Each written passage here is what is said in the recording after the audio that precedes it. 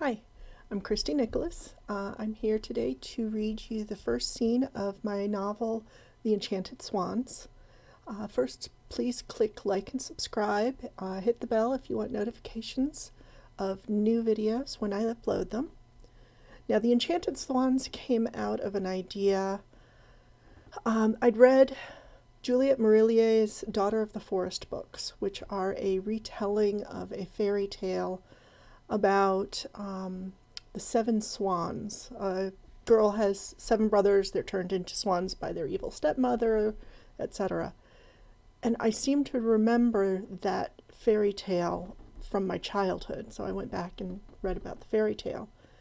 And then I came across The Children of Lear, which is another fairy tale involving swans, again attached to the Irish lore. So I decided that I wanted to write a novel which was a retelling of that fairy tale.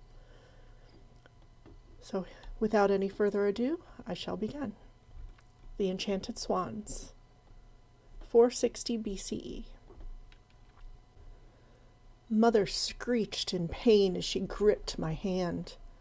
The blood dripped on the soaked floor, splashing the midwife's skirts.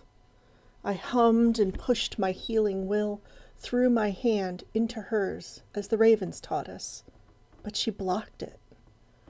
No, Fionnuala, my special child. Mother's voice was raw but firm. You must stay. Stay and guard the children. The dank dimness of the round room closed in on me as she screamed again. The rough flesh of her throat had little power left after 2 days of labor. Heat and sweat battled in that small space, and the urge to flee was almost irresistible. Yet I couldn't leave. Mother needed me. Another scream raked my ears.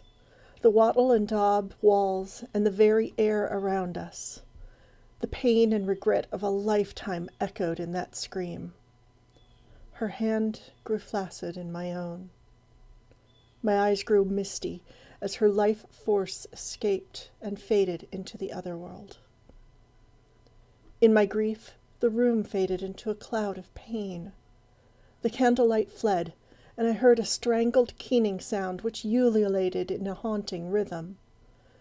Belatedly, I recognized my own voice, wordless in its sorrow.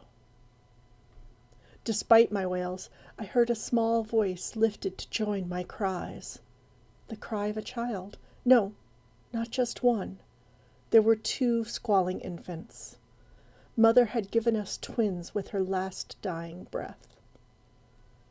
My cry cut off into a wretched sob and a hiccup of hysterical laughter. In the end, she won one last victory. My mother, the shining one, Eve Ban, delight of my father's eyes. She of the pale skin and white blonde hair, famed for her splendor and grace. Oh, how I ached for her to be alive again. My throat closed, and my eyes soon followed suit. Our nanny, Saoirse, bundled the children and made small clucking noises with their tongue as the midwife cleaned mother. No one else was allowed in the birth room. Father should be downstairs, still drunk. My brother, Aid, should be asleep as the night grew deep. I searched my mind for my teacher, my Anam Cara, my raven Howlan. A drowsy answer came with a flutter of wings. I stood and stared at what had been my mother. Her body was drained of color, pale as the full moon. There remained no spark of life, and yet I lifted my hand to her cheek. It was warm, and I shivered. How could the gods have taken her from me now? I was but 10 winters old, still a child, barely ready to embark on the wonders of womanhood. I needed her now. Aid remained Aid, and the babies, how would they thrive without their mother? Flashes of memory burned in my swollen eyes. Mother rocking me on her lap when I skinned my knees, brushing my hair and arranging it in complex braids for formal dinner, wiping tears from my eyes after a fight with Aid. She wasn't there to wipe these tears away. The midwife put her hand on my shoulder, and I spun. She backed up with a sad nod, full of understanding and resolve. Fionnuala, go. It must be you who tells your father. Why must it be me? You're the midwife. It should be part of your service. The woman said nothing. She didn't need to. I was simply a child, but I was a royal daughter and understood my duty. Holland arrived and landed on my shoulder. She squawked, I shall be with you, Fionnuala. Let's go. With a deep breath, I squared my shoulders, determined to deliver the news to my father. Father was indeed intoxicated. Lear, king of Fionnuala, the hill of the white field, lay slumped on the table. He sat in his elaborately carved wooden chair in the great round feast hall.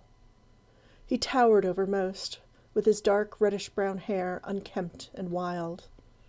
A huge mug lay on the table, and a dribble of mead spilled onto it. The hall stank of old smoke and stale men, the odors trapped by the thick thatch. Several of his guards were lying in various poses of drunken revel. I'd checked on him last evening. Father was well into his cups, but not from joy. He knew the birth went poorly. Drowning his sorrows in drink was his normal answer. Should I rouse him from his stupor? I stood in the doorway and gathered my courage. Holland urged, You must do it now, Fionnuala. You will not be pleased if you avoid it. I know, Ha. I must tell him.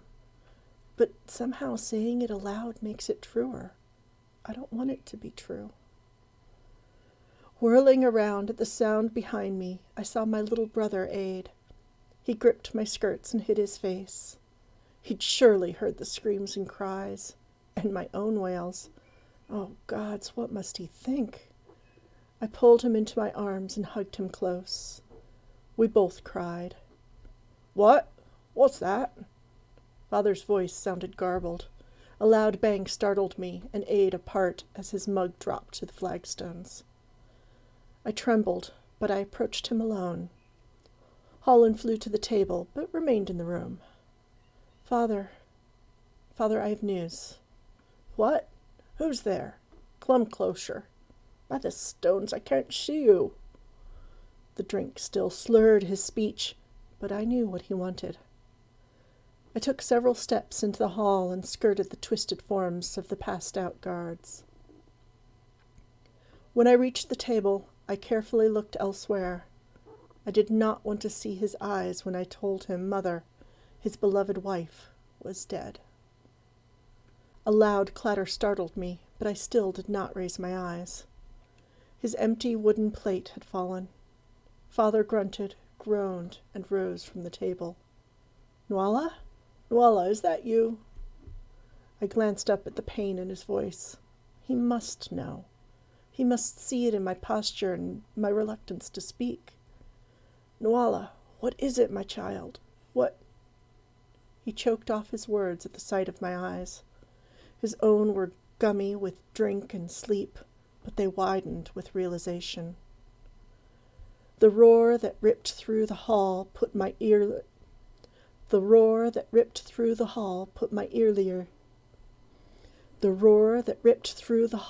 my earlier keens to shame.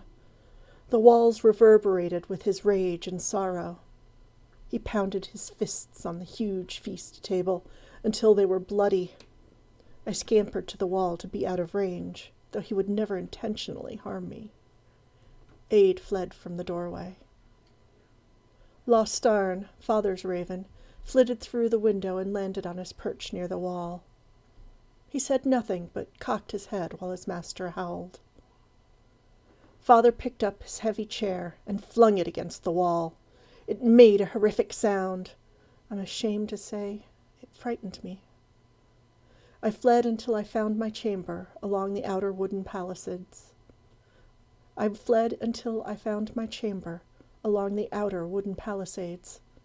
huddled on my bedding until I could no longer hold back the tears. I sobbed for my dead mother, for the babes who would grow up without her. I cried for my father's pain, for aid, and last of all, I wept for myself. I cried until I had no tears left, and my mouth filled with salty tears and snot. Holland came in through her window, always left open. She stood on the bed beside me, head cocked. Ravens are not prone to physical contact. They are too dignified and respected for such displays of affection. I needed her now, and put my arm around her silky black body, carefully hugging her. She crooned and rubbed her head in my arm in comfort. That was the first scene of The Enchanted Swans by me, Christy Nicholas. If you'd like to read the rest of the book, it's available on my publisher's site, teargearpublishing.com, and on my website, greendragonartist.com. Don't forget to click like and subscribe, and thank you very much for being with me today. Bye-bye.